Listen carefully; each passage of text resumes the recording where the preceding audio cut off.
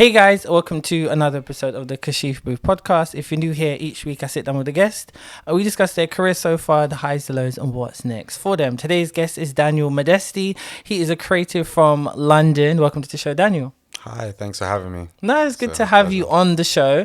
So I've introduced you as a creative. I met you as a first AD. Yeah. Yes, on the web series that I exec produced called Tally Your Verses. And, you know, Daniel's a brilliant first AD. I'm going to let him know that. I've worked with him a few times.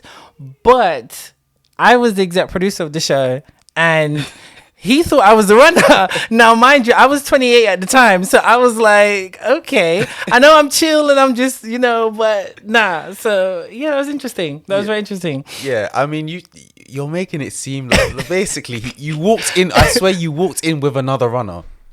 So they've said, oh, yeah, the runners are coming. And then you walked in and I was like, oh, okay, he looks about runner age, which whatever that means. And no one was like, oh, yeah, he's the producer. So I went half the shoot thinking. Yeah. But you know what? Yeah, I blame, she's going to kill me for this, but I blame Serafina, right? Because, yeah, when we got to set, right, it was just literally straight into, okay, we need to put this together. We had one day to shoot that, remember? So there was no, like, introduction to anyone. Like, Israel didn't know who I was. Yeah. Paul didn't know who I was. So Paul was, like, the DP. Israel was one of the co-directors. So I knew of them. And they knew who I was, but they didn't know that it was me. It was you, yeah, until later. And they're like, oh, it's you. I'm like, yeah. So it wasn't anyone's fault. It's just nobody knew each other because we were just like straight to work. Yeah. So, yeah. So that was a cool, fun experience. And Tally Versus obviously went on its crazy journey. It's been mad. Yeah. And see where it's gone. Yeah, it's doing madness right now, which I'll tell you off. Okay. Recording because I can't tell you. I'm excited. Yeah. But it's doing really fun things right now. So yeah. So like, I mean, tell us your journey so far because you are a photographer also as well. Yeah. You have amazing photography where you just push blackness. Yeah. Okay. That's rich, that's what beautiful blackness. You know, I love the neo soul vibe. You've had like 3 covers of magazines recently as well. So yeah, tell us about you. How did you get started as just a creative? Okay. So I feel like it's kind of crazy. So I did art at GCSE. It starts from young. So I did art at GCSE. I knew I wanted to do something creative. I just didn't know what it was. I wanted to be an artist. I wanted to be an illustrator. I wanted to be an animator. I wanted to be a game designer. But all of these things had something in common. They all were about story. And then I fell like into like, I've always liked watching films. My family, my mum in particular, showed me films from young, so I've always been the type to go to the cinema. If I'm bored, I'll put on a film. If I'm lonely, I'll put on a film. That's like how I am. So it's always been a story thing for me. And so once I realized that, film seemed like the best thing for me to do because it seemed, and I still feel like it is one of the best ways to tell stories. Because it combines all of the things that I'm talking about. You can have an animated film, you can have a film that has graphics from a game, and yeah, so film was kind of like my gateway into the creative world. So I went on to study film from college and then went to study it at uni. And as I think you'll find with most people that study film at uni, no one wants to do it afterwards. Yeah, I understand. Listen, I almost dropped out twice. Yeah, see, because I was like, this is not it. Yeah, and I feel like the way that they teach it isn't very conducive to the real world of film, and also it's just, it doesn't make you want. And I feel like it's the same thing with fashion and other things. I have a friend who said the same thing. Like, it doesn't encourage you to want to do that thing afterwards and be in that industry. And so afterwards I took a bit of a break, also because like there was no gateway from that into the industry. They didn't they didn't put us in anything or anything like that. The year in industry wasn't really a year in industry. So so then I just took like a slight break. You had Levi on here, didn't you? Yes, I did. Yes. So this is when I met Levi. Okay, fine. Levi Aluede, he's a director and he was featured on, I think, episode 13 of this season of the podcast. Yeah, I think it was. So I did like a couple jobs as like an editor. I was working on a music documentary. At the time I was working with a music documentary with a guy called Lee John, who was in the group Imagination, who was big here and had that song Body Talk. So I was working. Yes. So I was working on a documentary for him, and then I think that, but we were just never on the same time scale. So I ended up working somewhere else as a media presenter, which is where I met Levi. Okay. And I'd always, I don't know, it was weird because how I ended up doing that was I wanted to do YouTube for a while. So when I was younger, I wanted to do YouTube. I hope this isn't too long. But anyway, No. Okay, cool. Right, so I wanted to do YouTube. And I was doing that. And I used to animate like stories that had happened to me and stuff like that. And it was doing okay. And then I started working there, and I was a media presenter like he was, but they did like a lot of different content. So like he said, they did short form content. They did like, it was mostly pieces to camera and vox pops, and there were a couple documentaries and stuff like that. And then, but before that, I had always had a camera in my hand. I'd had a camera in my hand since I was about 17, 18, because I wanted to do YouTube and stuff. And because when I was studying film, my mom was like, okay, you're gonna need a camera for later on and stuff like that. And so yeah, I've always like taken pictures of people. When we went out to places, people were like, oh yeah, bring your camera, document the event. You remember the days of Facebook albums and stuff like that? I was the guy who was taking the pictures for them things. And so sorry to cut you, but you know, like when people find out this is what you do, it's like, you can take the pictures, you can record this. I'm like, that ain't my bag. Not my so I get you. But it was kind of before I had the light bulb moment had happened that I could do this as a career. Yeah. So for then, it was just for memories and for fun. And then, you know, I had gone through that period of while I was as working as a media presenter for the company.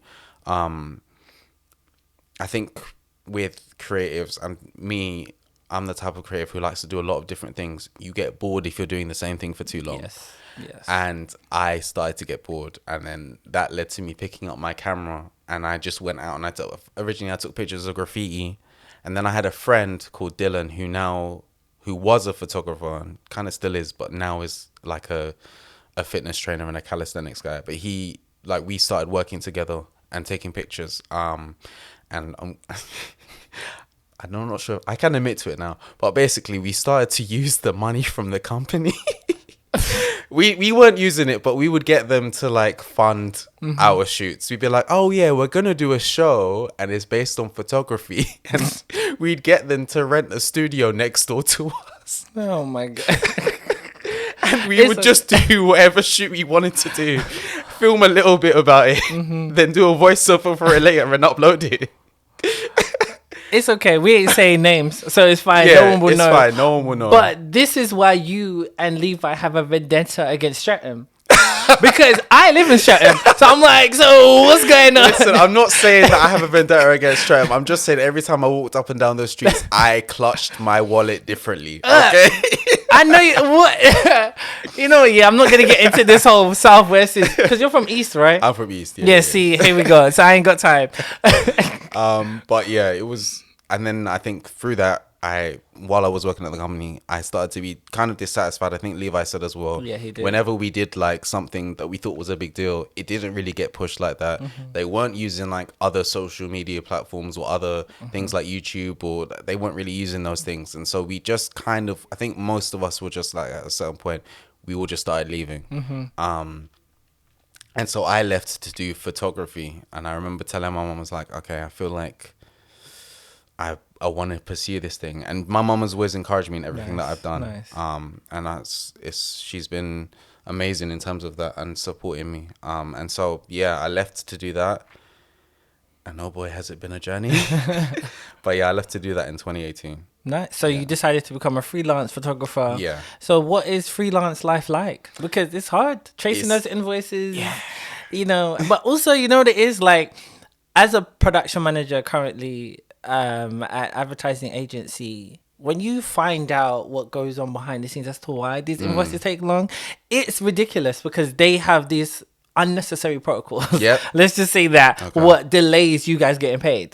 So yeah. But yeah, so what is it like being a freelance photographer? What is the direction you've wanted to go in? You know, what is it you want to tell through your photography as well? It's been one of the most it's been one of the most difficult yet rewarding journeys I think I've been on in my life. Okay. I left to do it and I didn't have any connections. I didn't know what I was going to do. And I've kind of slowly just found my way, and thanks to God, and it really is just thanks to him, that I've managed to get the jobs and make certain connections with people, and I'm still doing that now. But it's a lot of being by myself, and I'm an only child. So I'm very used to being by myself, and I realized how much I was used to it while I was doing it. But I had become, because of the job that I had before, I'd become so accustomed to being around other people and kind of being able to lean on them.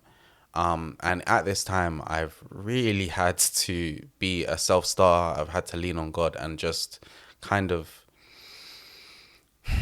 I guess, just put out stuff and try and make connections as best as I can. You know, social media has been my best friend, sometimes my worst enemy, in terms of just uploading content and trying to get my name out there and get myself known.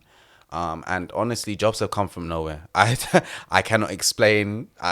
It doesn't make sense to me how I've managed to be able to pay bills, and be able to live. I traveled this year based on off the basis of off the income that I've made, and that's been crazy. But I think what I realized while I was at the media company in Streatham was that I think what was good about it is that it kind of made me realize what I wanted to do in terms of, I think at the time I was going through a lot of kind of searching in terms of my identity, but also like I'd come to a place where I felt like I knew myself well enough that there were certain things that I didn't want to stand for. And you know, there were lots of conversations being had, I think, about colorism and about race as a whole. And I think my response to that was, okay, at first I started out and I was taking pictures of everybody. And when I wanted to tell stories, I wanted to tell stories about everybody. And after a certain amount of time, I kind of just looked at the world and I was like, but wait, we have people who tell stories for specific people. We have white stories. We have white publications. They might not say they're white publications, but the majority of the content they put out, the majority of the people who are at the forefront are white. Yeah. And nobody has an issue with that. No. Nobody questions it. And if people do have an issue with it, it usually gets brushed away and, oh, you're just being overly sensitive, or why don't you make your own? So I was like, okay, fine, I'm going to go make my own. Nice. And, you know, I think certain companies have definitely, you know, they've woken up to that, and they've, you know, you've got Days and ID and all these other people and companies that have woken up to the idea that, you know, they need to be more inclusive. And you've got companies like WAP and other places as well that is what they do. And that's how they got started out. And I think I just came to the realization that I just didn't want to cop out, and just be the type of person who told the stories that I was expected to tell. Okay. Yeah. And you know, I looked at the world that we live in, and I looked at my village and who raised me and my tribe, and I looked around and I saw people not being represented. You know, I was raised by majority black women. I was raised by my mum, and you know, I wouldn't say she raised me, but my nan was a big presence, and my aunties and, you know, other women as well. And I just thought to myself, well, how can we have a world that doesn't, how can myself as a black man, how can I go out and just solely shoot white women as a photographer? Sorry, but how can I do that? When that isn't my reality, that isn't what I see. And I remember being told basically point blank that I wouldn't be able to make money doing it. And one thing about me is, if you tell me I can't do it, you're only gonna make me want to do it more. I love that. So I've really, I think I've kind of been aware that if I did probably go and just solely shoot white people, I would probably be slightly further along in my career. Maybe, I don't know. Maybe I would be. But my aim isn't just to be successful. My aim is to be successful pushing our people forward and telling our stories and telling the diverse stories that we have. You know, I think part of the reason why it's taken so long for us to get to even where we are is that we've been seen as homogenous and being, you know, a monolith, and we're all the same. And my goal is to be like, no, we're not, because I'm not the same as even the people that I've come up with, that I've grown. We have different experience. We're diverse, like white people. There are diverse. Asian people are diverse. People from all walks and backgrounds and stuff like that are diverse. And I think I've just really wanted to highlight that and to celebrate it. And I'm still figuring out how to do that as well, because even in what I do, you can become too, like, I could only photograph a certain type of black woman or a certain type of black man, and I don't want to do that. Yeah. So I'm kind of even in that trying to find the diversity there. But I think I've just really been very passionate about people being seen. Yeah. And people being represented, because I know part of the reason that I kind of struggled to find my way was because I was like, I don't know if I can do that because I don't see other people like me doing it.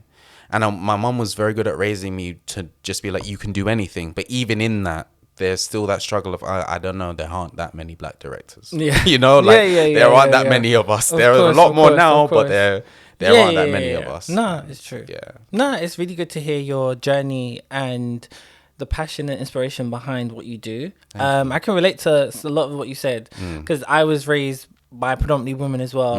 I just always say my mom, my aunt, and my grandmother. So they're like the three main inspirations in my life. So that's all I know. And so growing up and understanding blackness and understanding, you know, what it's like to be black was from them and my dad and all my, you know. So when I see how the world is, and particularly some black men as well, when they're talking about black issues, they're not talking about black issues, they're talking about black straight male issues.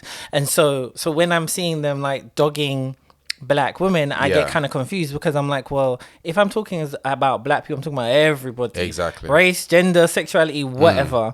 So so it is a bit confusing. And when you said about, just wanting to tell the stories what you know from your environment, that's the same with me, because a lot of the time people will ask like, so why do you want to tell these black stories and stuff? And it's like, it's not that I want to tell black stories. I'm telling the stories of what I know. So all the series I've done, every project I've done, they're with black people because that's all I know. That's my culture. So I don't get upset when I see white people telling their stories, because that's what they know. I'm not expecting them to make their stories diverse because they don't know. And then we get upset when it's not done right and they don't have a diverse writers' room. You're trying to tick all the boxes, but you're not actually listening to the demographic from what they're critiquing you about. We don't want you to diversify, let's say Sex and the City, what people hated the reboot of, right? And they're trying to make it all woke. No, what we're asking you to do is create a black Sex and the City, exactly. Create a Latin Sex and the City, an Asian Sex and the City. That's what we're saying. We don't need you our reality is mixing with people, and I know there's other people's reality where they have a different cross-reference of genders and race and sexuality and all that stuff. But that's not what we're asking for.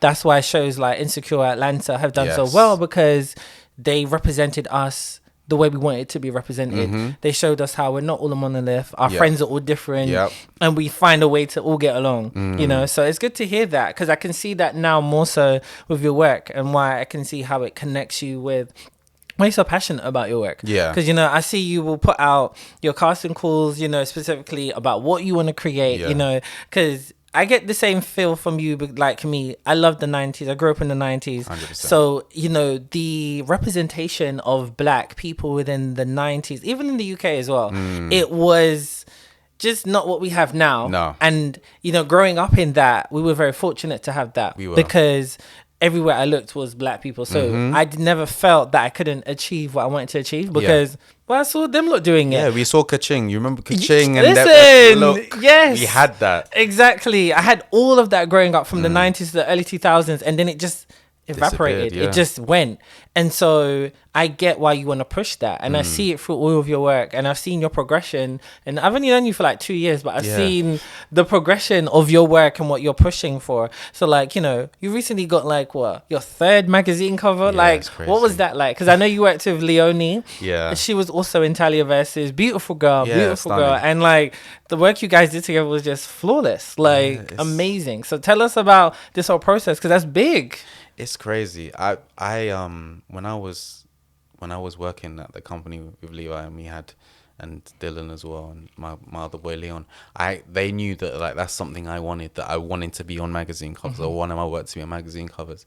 And so it's mad. It's crazy. Waking up to that kind of news. And it's like, it's crazy, but it's what I'd aimed for. Yeah. So I'm surprised, but I'm not surprised at the same time, because I got to a point when I was like, I just have to believe this thing is going to happen. Don't get me wrong, I definitely doubted. Jesus knows I doubted. No, But I think it's been amazing, but also it's been kind of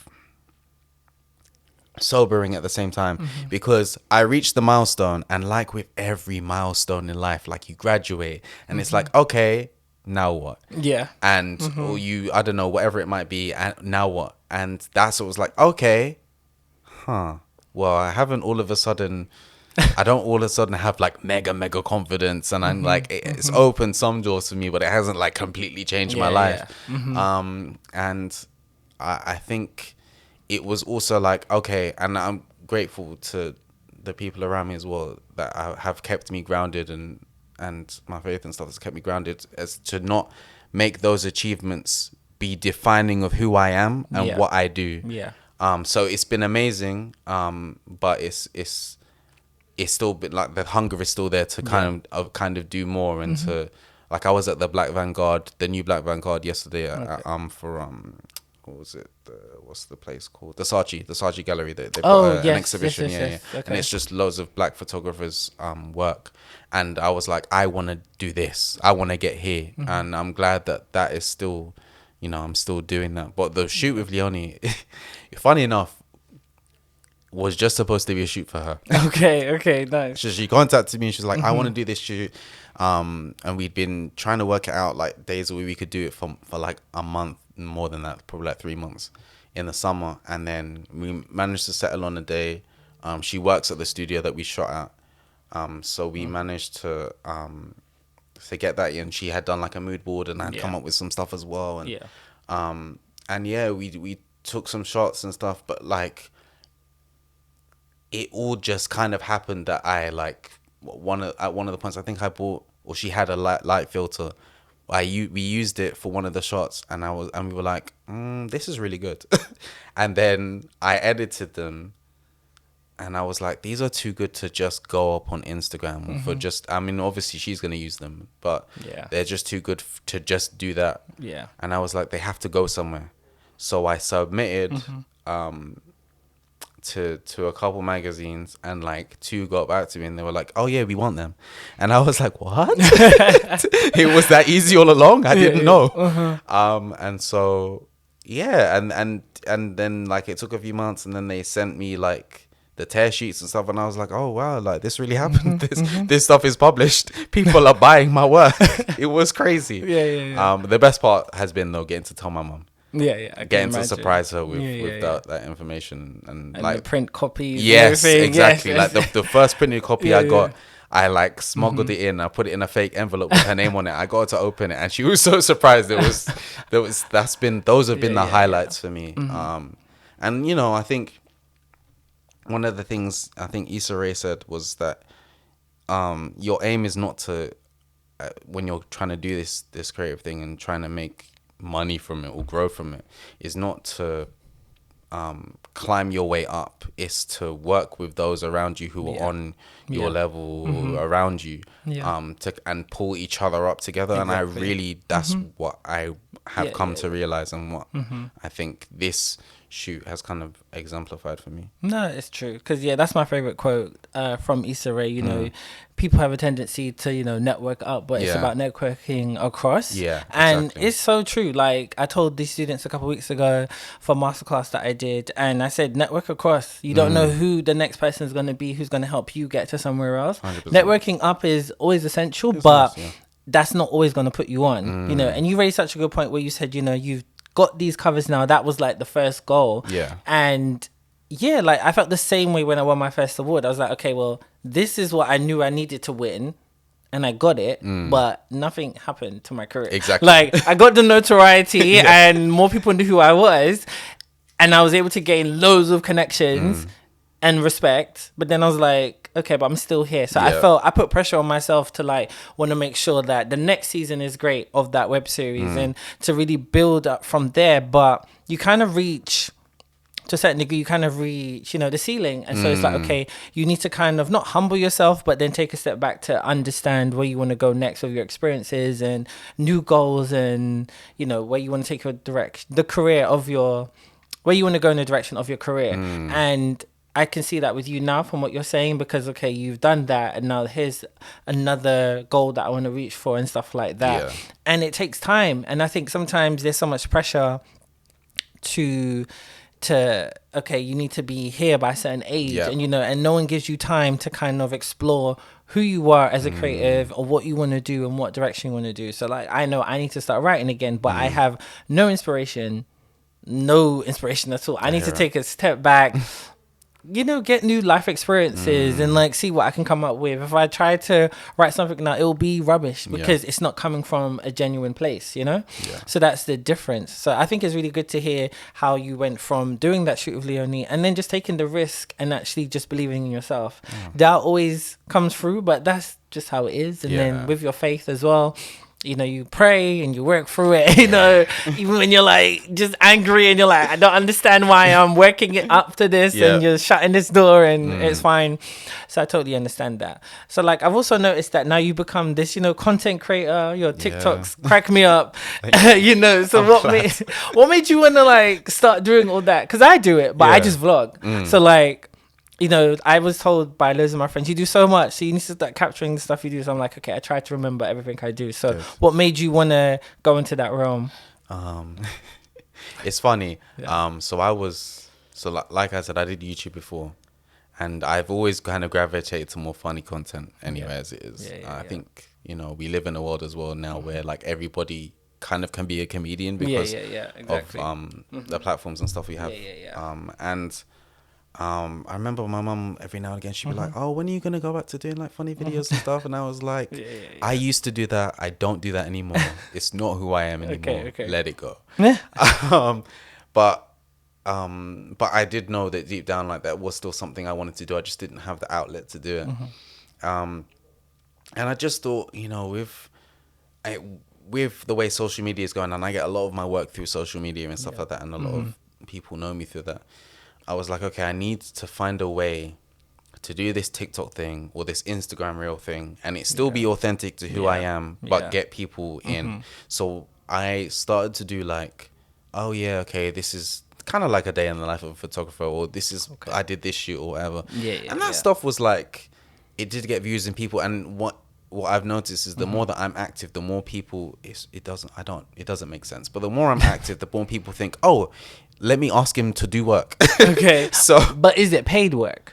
But that's the thing, yes. Like it's getting to be more paid. But I think people also are getting the message that I don't work for free. Yeah, because listen, sorry to cut you, but like I put out a tweet saying I'm going freelance, and then I got loads of it. Like it's like people didn't understand why I said freelance, not collaboration, and I had loads of people in my DM trying to collab. I'm like, no, that's not. So I get what you mean. Yeah, I think I've gotten I pray that I've gotten to the stage where like people like are not gonna ask me to do free stuff anymore unless they know we have that kind of connection, or they're approaching me with something that I genuinely am going to want to do. So I looked at the stuff and I looked at what was getting views and what wasn't, and I was like, okay, fine. It seems like so sometimes I would just do show like the models and the pictures, and people would be like, okay, but we want to see your face. And I was like, okay. But like, it's really annoying because, or it was annoying because like when I would do a shoot or something, and if I did like a shoot, or if I sometimes I've in the past I've done shoots where it's just been me, like I've done in quarantine, I did like self-portraits and stuff like that. The self-portraits would always do better than my other work. And I was like, guys, I'm not here to model for you. I'm here to make my work. But I took that on board and I was like, okay, so people clearly want to have a connection with me as a photographer. Yeah. Or I don't know, maybe they like my face. I mean, that's flattering if they do. But so I was like, okay, fine, I have to be on camera more. So I started to do that, and then I noticed the funnier I was, the more people were interested. So I thought, okay, fine, let me do that more. So I've kind of gravitated towards doing that more, but then also like still showing what I do and trying to have that balance, because I'm also not necessarily here to be a comedian. So yeah, I totally understand, because you have to. That's the fine line between establishing your brand, and who you want to represent as, you know, and being taken seriously in your craft. So I totally understand that. That's why I've just done vlogs and stuff. But I mean, I think it's great what you're doing as well, because within social media, people just want to connect to who the person is, regardless of what your work is. So yeah, they just want to know. So like, I always say this story. When I found out I could Google myself in 2016, and like everything came up, and I was like, oh, okay, I need to make sure when what you put in Google is what I want you to see. So I made sure I was very specific about how I branded myself, and that's just helped me in my career, all the different jobs that I've got, or people I've worked with, you know, whether they've been like celebrities or public figures and stuff like that, because they were easy to just Google me and see my work and be a fan of my work, or see my work ethic or whatever. So it does work in your favor as well, and I'm happy to hear that it's actually doing numbers for you as well, and you're actually getting the work that you want to get. Because, let me not make it seem like I'm getting like loads and loads of, hey, if you want to hire me, please be on board. Don't worry, you're gonna plug where we can find you soon as well. So I think that's really cool as well, because you just don't want to be always doing free work. Like if I'm gonna hire you, I'm gonna hire you. I'm gonna pay you because you're great at what you do, and that's just what I would do. Just because, even though I've known you for a while and we work together, I'm still paying you, you know, pay creatives, because we know what it's like. Exactly. You know, so I totally get that. But then also back to your like third ADing and first ADing, like you have worked on like the BAFTA award-winning show Brain in Gear. What was that like? That was that was like I said, I hadn't worked on a set for a while, so I had kind of gone off doing that, like being on sets, because like as well, it's very difficult, I think, as well, I'm just going to be honest and say, as a black person in the industry, it's difficult sometimes, because there's a certain culture when you get onto certain sets, and I don't necessarily fit into that culture. And even though sometimes I can, because of where I've grown up and the experiences that I've had, and I have like a diverse group of friends, I don't necessarily always want to have to, because it means kind of having to shut off a part of who I am in order to do it, and I don't like doing that. And I came to that realization, I don't like doing that at all. And so being on that set though was kind of reaffirming in terms of the fact that, you know, it was done by Bemisola Ikamelo, and she wrote it, and then a guy called Fergal directed it. But it was great seeing her kind of on set and seeing her get the opportunity to kind of tell this story. And it was on for the BBC. It was a BBC short, so it was kind of like, oh, this is like attainable, this is achievable. Like, I know this woman, and I know this black woman, and it clearly is something that is possible. So that was reaffirming. But I think also like just being on the set and being around that culture again, kind of helped in terms of like, oh, okay, I actually can still do this. Because as well, like when you're out of the loop for a while, I think the industry can make you feel like you don't know how to do anything. Like, oh, all of this has changed, you don't know how to do anything at all. And so it was kind of reaffirming in that. And I think just it was like quite local to me as well. It was quite easy to get to. It was quite, and as well, it came at a time when I was broke. And that opportunity led to me actually being able to work for the BBC for a while, and still I have a connection there. Good. And have worked with them a few times. I had like a 6-month job there, and that was crazy as well.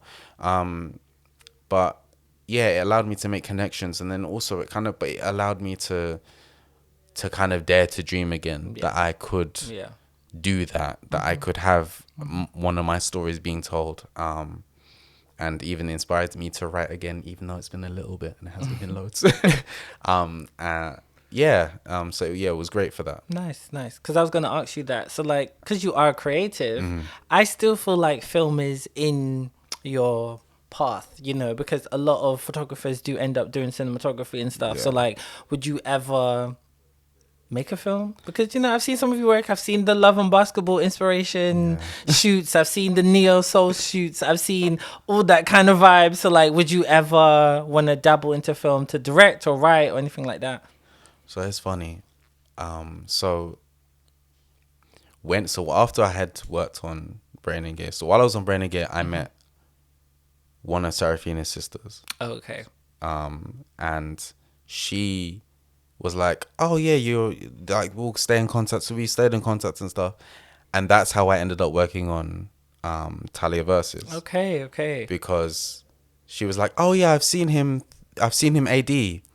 If she had just said, I've only seen him third AD, I don't think I would have got it. Okay. You know what? Yeah. Listen, we had 3 weeks to do that. So listen, you're an AD. Cool. Like, we needed somebody. But the Talia Versus shoot was the first one I'd ever first AD'd. I just didn't tell anybody. Wow. Okay. Let me tell Serafina this. Maybe she knows now, but it was the first one I had done. Okay. So when I turned up on the day and it was all madness, I was like, oh gosh, what have I agreed to do? As well, though, I realized like in the industry, if you say no, I can't do it, you're not going to get hired. Yeah. True. So I was just like, okay, let me try it. I looked at what they do. I was like, okay, fine. I think I can do this. I spoke to Serafina, like we went to meetings and stuff. I was like, okay, no one's figured it out yet. So. No, because listen, you were bluffing real. I'm glad. Because I was like, okay, you got the schedule ready and this and that. Okay, cool. Yeah, so that first day was the first one that I did. Okay. And then, but then obviously because I did work with Serafina more on on the other web series. And then I worked with, so we worked on 2 web series together, myself and Serafina, and you produced both of them. Yes. And then I worked on something else as well. I worked on like a couple other things as well. So by the time we went to shoot Talia Versus again, I was like, oh, I know how to do this. Okay, nice. So it was like, so I like in the first day that I did it afterwards, it's like, oh, okay, I get it. I know kind of roughly what I have to do. Okay. We're keeping everybody to time and stuff. Yeah. But it was, I think working on that as well made me think, okay, I still want to do this. I do want to direct, because I wasn't sure if I wanted to direct anymore. Okay. And Serafina's an amazing director, amazing writer. Yes. At this point, I don't think there's anything she can't do. No, it's true. And all her sisters. Listen, all her sisters, they're all so of them, talented. so talented. Her sisters, her cousin, like all of them. Yeah. They're like, yeah. How one family has produced so much talent, it's insane. Yes. They're like the Jacksons. Yes. But anyway, soon the industry will know. Yeah. But I think what's crazy as well is that, you know, like I said, my tribe has been black women, and it was more black women as well who kind of, you know, if it wasn't Bemi, if it was Serafina, and black men as well, yourself and other people who really did kind of encourage me. And I remember after I was walking back from set on one of the days with Serafina, and she was like, oh, are you going to direct anything? Because you should. And that was all it took. Yeah. She said you should, and I was like, I should, you know, because she's so good at the craft. Yes. It reaffirmed my belief in my own ability. And so that's a very long-winded way to answer to say yes, I would like to direct. Nice. And I still do want to do it. And I think first ADing has been the gateway for me into kind of wanting to do that again. And I even got a second AD credit this year as well, which is I'll be on a Hollywood production, but I'm not sure I can say any more than that. Oh, I love that. That's really good to hear. I'm happy. Look, I'm rooting for everybody black, and to everybody who I've worked with, who I know who are talented like yourself. Just to see everyone win around me is great. because that's what we want. We want to create opportunities for everybody. And what you said was really good to hear, because that's what you need. You need the opportunity to be able to prove yourself. And, you can't get experience without having the experience, without somebody giving you the opportunity to just gain that experience, and you gaining that experience the first AD that time, and not us even thinking you had ever never done it, right?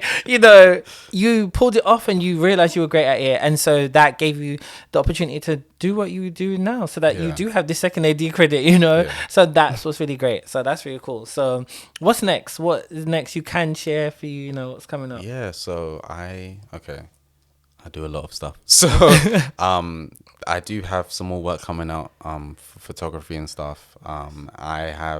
I'm writing again, so I do have it's either going to be a web series or it's going to be something. I do have a short film in my head that I need to put on paper, and I will be pestering you for that at some point. Okay, fine. Okay, noted. Yeah, there's that. I think I've got, what else have I got in the pipeline? Wow, this is difficult. You put me on the spot. I mean, I want to direct. I personally also, fashion as well. Oh yeah. Fashion is something that I would like to somehow get my hands in. I do a lot of like editorial stuff. Is kind of my style. So just it's gonna be more content like that. I will be doing more funny reels and stuff on Instagram. But yes, I think I am really just open to doing a lot of different things. And I've even started being an extra as well. Do it. Yeah. Do it. The bills have to be paid, guys. The bills have to be paid. Exactly.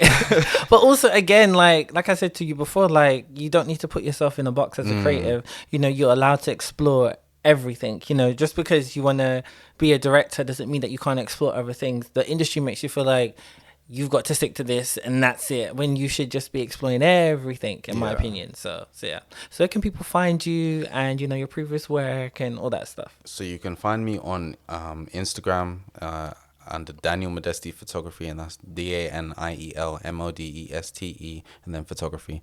And then you can also find me on TikTok under Daniel Modeste. And then you can find me on my website is www.danielmodeste.com. What else? I have So I've AD'd and done photography on a couple things. My link tree and stuff is in my bio. Great. So you can go into there and see some of the things I've worked on. Of course, Tale Versus, which is such a good series. So that was so great because it was like so many people on the set were black, and it was so great getting to see other people in the industry. Also like my cover and I was recently interviewed by Mob Journal, and that issue is out. I think it's issue 30 something. Anyway, it's not important. It's in my bio.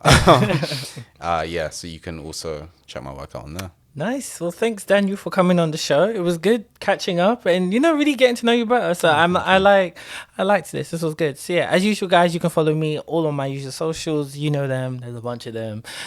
Stay tuned for new episodes coming soon. I appreciate you, bro.